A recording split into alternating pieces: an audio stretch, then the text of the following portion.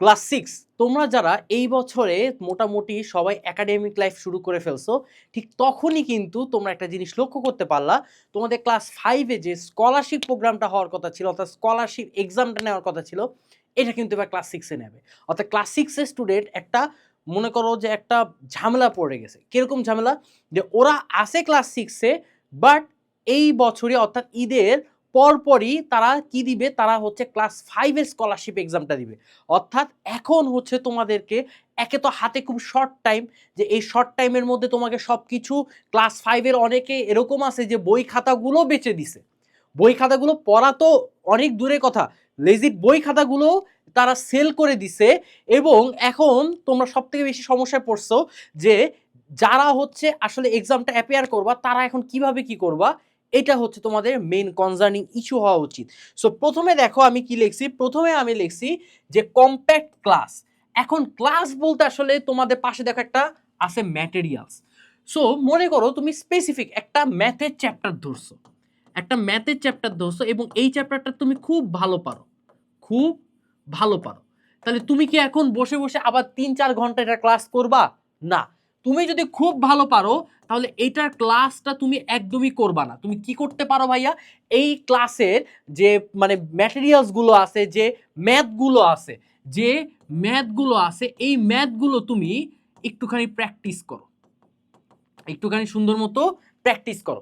এভাবে যদি প্র্যাকটিস করতে পারো তাহলে দেখবা ইজিলি ওই জিনিসগুলো তুমি ফিগার আউট করতে পারবা। তার মানে প্রথম কথা হচ্ছে তুমি যখন কোনো একটা ক্লাস করতে যাচ্ছ তোমাকে আগে ডিটারমাইন করতে হবে আমি এই ক্লাসটা ভালো পারি অথবা খারাপ বুঝি।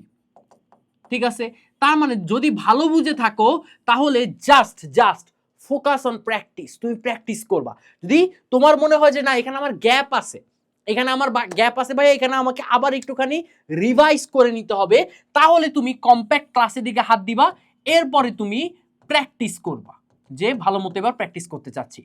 এবং এটার জন্য তোমাকে একটা প্রপার ম্যাটেরিয়ালস দরকার হবে। যে বৃত্তি পরীক্ষা কিন্তু তোমরা জানো সব কিছুই কিন্তু দিবে না, ঠিক আছে? এখানে বাংলা, ইংলিশ, ম্যাথ, এরপরে সায়েন্স আর বিজিএস একসাথে হচ্ছে, তার মানে একটা কম্প্যাক্ট সবকিছু তোমার কাছে কাছে রাখতে হবে।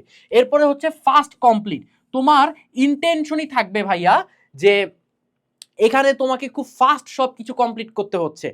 যেহেতু তোমার টাইম কমে গেছে, অনেক অনেক বেশি পরিমাণ টাইম কমে গেছে, তুমি যদি ভাবো যে আমি অন্যদের তুলনায় অনেক বেশি পরিমাণ পিছিয়ে গেছি ভাইয়া, আমার তো মন বসতেছে না, তাহলে এটা তুমি চিন্তা করো।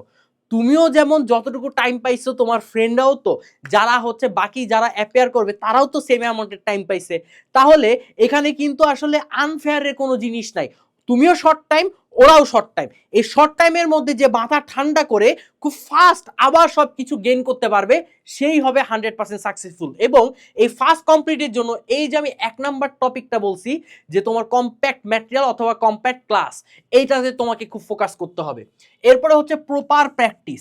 আমি জানি এই জিনিসটা এখন খুব বেশি পরিমাণে হেকটিক হয়ে যাচ্ছে, খুব বেশি পরিমাণে প্যারাদায়ক হয়ে যাচ্ছে, তাই তোমার দায়িত্ব হচ্ছে যেহেতু প্যারাদায়ক এবং তুমি বসতে যাচ্ছ এক্সাম হলে, তুমি একটু ভালো মতো প্র্যাকটিস করে যাও। কারণ দেখা যাচ্ছে যে বৃত্তি পরীক্ষা কিন্তু সবাই বসতে পারতেছে না, বুঝো?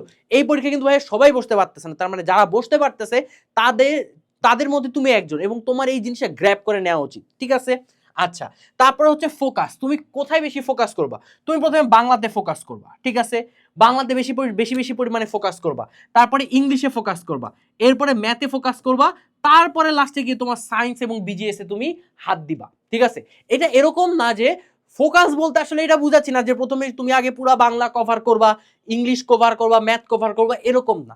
ফোকাসের ব্যাপারটা হচ্ছে যে তুমি যে টাইমটা ডিস্ট্রিবিউট করে ফেলবা, যে ভাইয়া আমি হচ্ছে টাইমটা ডিস্ট্রিবিউট করে ফেলতেছি, এই ডিস্ট্রিবিউশনে তোমার ম্যাথ, ইংলিশ আর বাংলা, ম্যাথ, ইংলিশ আর বাংলা, এটাকে একটুখানি জোর দিবা বেশি। এদের এই তিনটার জন্য তোমার টাইম ডিস্ট্রিবিউশনটা একটু বেশি পরিমাণে রাখবা। একই সাথে সায়েন্স আর বিজিএসটাও পাশাপাশি রাখবা, কারণ সায়েন্স বিজিএস একসাথে পরীক্ষা হয়, বুঝছো? সায়েন্স বিজিএস কিন্তু 50-50, তোমাকে ইন্ডিভিজুয়ালি 50-50 দিতে হচ্ছে, বাট এখানে তোমার বাংলা, ইংলিশ আর ম্যাথ এটা কিন্তু তোমাকে কম্প্যাক্ট 100-100তে আগাইতে হচ্ছে। তার মানে তোমাকে অবশ্যই বাংলা, ইংলিশ আর ম্যাথের দিকে ফোকাস রাখতে হবে বেশি। এবং এটার জন্য আমি বলতে চাই যে তুমি যে টাইমটা আছে তোমার, এখনো যে টাইমটা আছে, আমি ভিডিও যখন পাবলিশ হচ্ছে তখন আমি যদি মোদ্দা কথা ধরি যে তুমি দিনে হচ্ছে যদি 8 ঘন্টাও পড়ো, যদিও ছোট মানুষ তোমরা 8 ঘন্টাটা একটু বেশি হয়ে যাচ্ছে, যদিও 8 ঘন্টা তুমি পড়ো, তার মানে আমি এতটুকু বলতে পারি যে তুমি এই যে বৃত্তির রেস, এই স্কলারশিপের রেসে তুমি 100% আগে রাখবা, এবং এই 8 ঘন্টা প্রপার 8 ঘন্টাটাকে তুমি ডিস্ট্রিবিউট করে ফেলো। বাংলা, ইংলিশ, ম্যাথ এই দুইটার জন্য মনে করো 2 আওয়ার 2 আওয়ার 2 আওয়ার করে দিচ্ছ, তো আমরা এখান থেকে 6 আওয়ার। বাকি সায়েন্স আর বিজিএস এর জন্য তুমি 1 আওয়ার 1 আওয়ার করে দাও, এবং এই 2 আওয়ার 2 আওয়ারের মধ্যে তুমি সবার আগে কি করবা, এই যে সবার আগে এইটা যে তুমি কম্প্যাক্ট অবস্থায় আসো নাকি। অর্থাৎ তুমি যদি এখন এলাবোরেট করে পড়তে চাও তাহলে কিন্তু ধরা খাওয়ার চান্স খুব বেশি আছে। ধরা কোথায় খাবা, সিলেবাসই কমপ্লিট হয় না, এই জায়গাটা ধরা খাওয়ার চান্স আছে। সো যারা খুব শর্ট টাইমে এই স্কলারশিপটা অ্যাপেয়ার করতে চাচ্ছ, যারা ক্লাস 6 আসো, ক্লাস 6 এ যে বান্দারা আসো, তারা যখন এই ক্লাস 5 এর স্কলারশিপটা দিতে যাচ্ছ, তোমাদের বড় ভাই ক্লাস 8, এরা কিন্তু অলরেডি দেখছো যে একটা স্কলারশিপে ভালো অ্যামাউন্টে ক্রেজ চলে আসছে, যে তারা স্কলারশিপের জন্য প্রিপারেশন নিচ্ছে। সো তোমাদের জন্য কিন্তু একটা ভালো একটা সুযোগ, একটা অপরচুনিটি। তুমি যদি একটুখানি কয়েকটা দিন নিজেকে পুশ করতে পারো ভালো মতো, তাহলে দেখবা তুমি এই জিনিসটা সুন্দর মতো সর্ট আউট করে ফেলতে পারবা। এবার আমি একটা পয়েন্ট বলি, পয়েন্টটা হচ্ছে যে এই ক্লাস 5 বা ক্লাস 6 তোমার বান্দারা আসলেই ছোট, তোমরা অনেক বেশি ছোট।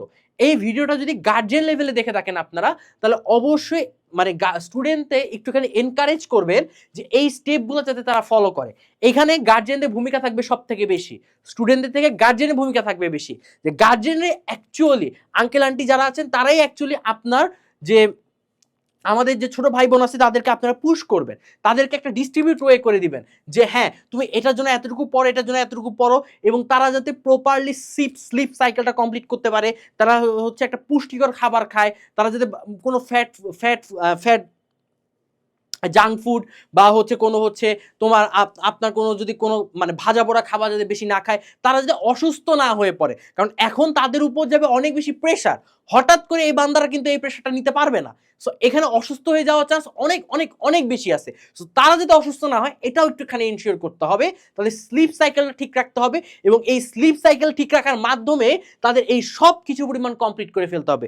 যদি কমপ্লিট করে ফেলতে পারেন, আশা করি আপনারা সবাই এই জায়গাটা যে স্কলারশিপ হঠাৎ শর্ট টাইম বা এটা দিয়ে এটা আপনারা কাটায় উঠতে পারবেন। সো আশা করতেছি আমি যেটা বোঝাতে চাচ্ছি যে আপনাদের এই 4টা স্টেপ, এই 4টা স্টেপ যদি মেনটেন করতে পারেন, তাহলে আশা করতেছি আপনার থানা বা জেলার মধ্যে একটা ভালো পজিশন আপনি হোল্ড করতে পারবেন। সবাইকে আসসালামু আলাইকুম, সবাইকে টাটা।